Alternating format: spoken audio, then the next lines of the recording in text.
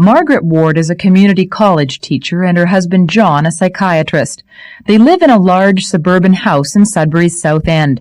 The Wards have an extremely casual demeanor, something that's no doubt developed from years of living with household chaos. They speak with humor and honesty about the joys and frustrations of adopting so many children. Margaret explains how the process began. Well, we had 3 preschoolers, and one of our neighbors in Toronto had foster children. And one little girl stayed in the foster home for quite a long period of time. We knew she was available for adoption. When she was 7 months old, we ended up going to the social worker and suggesting we might be interested in adopting her. They approved our home and they placed her with us. And that was our first adoption. When she was about 6, we thought that, well, with 3 girls and a boy, it would be nice to have another boy in the family. So we applied to adopt another boy. We've been looking at Today's Child in the Toronto Star. And our little boy was there. But he came with a bonus. He came with another brother who was 7, and another one who was 10, and one who was 12, and one who was 13. And so we ended up with 6 boys and 3 girls instead of 3 girls and 1 boy. And there was a certain amount of pressure within the family especially by the girls, that we really needed more girls.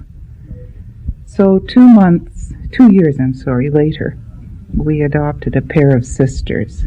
That put us at 11 kids, and we have stuck at 11 kids. We have completely resisted all the comments, well, when are you going to make it a dozen? The Wards made conscious decisions to adopt children that might not find homes elsewhere. One daughter had a birthmark on her hand and lower arm, something that distracted other would-be parents. And the Wards were the only couple in the province willing to take all 5 brothers together.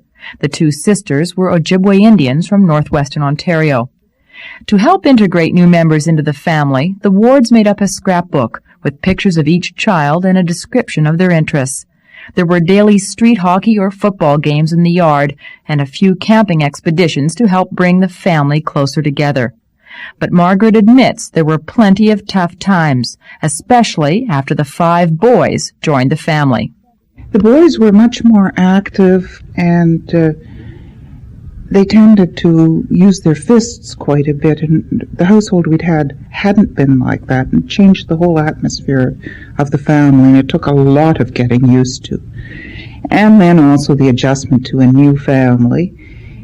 You catch kids jumping from the top bunk bed onto another bed in the room. You can imagine how long that bed lasted.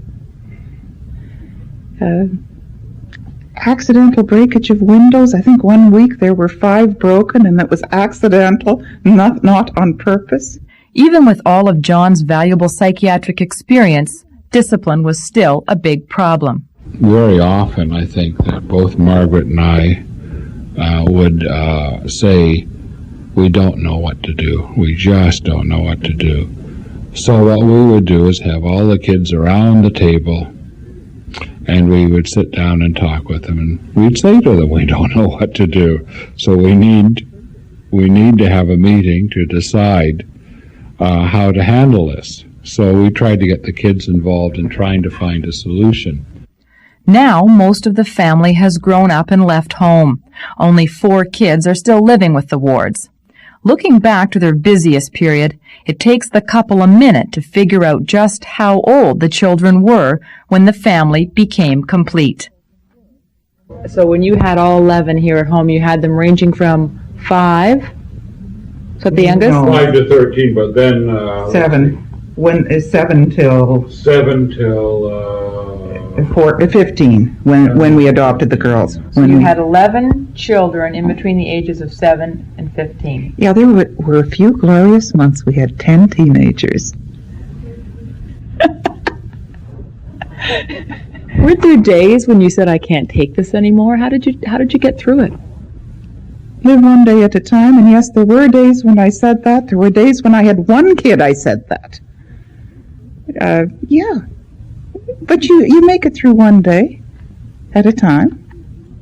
And it's amazing how much you can do if you don't worry too much about what's coming tomorrow. The adoption put a lot of pressure on the Ward's marriage. There wasn't much money left over for holidays, and John says privacy was at a real premium. We'd often go for walking after supper, just the two of us, and this was the only way we could get any privacy to talk about things.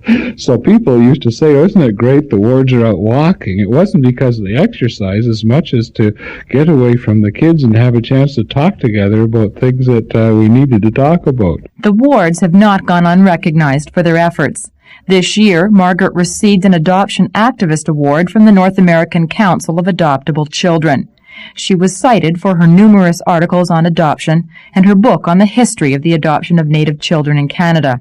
And it was also a rewarding year for John. He was inducted into the Order of Canada for his frontier work in establishing rural mental health clinics for children in Northern Ontario. The Wards say this Christmas will be like every other, a family overflowing with love and people, and Christmas presents that stretch halfway across their rec room. For Morning North, I'm Margot Kelly.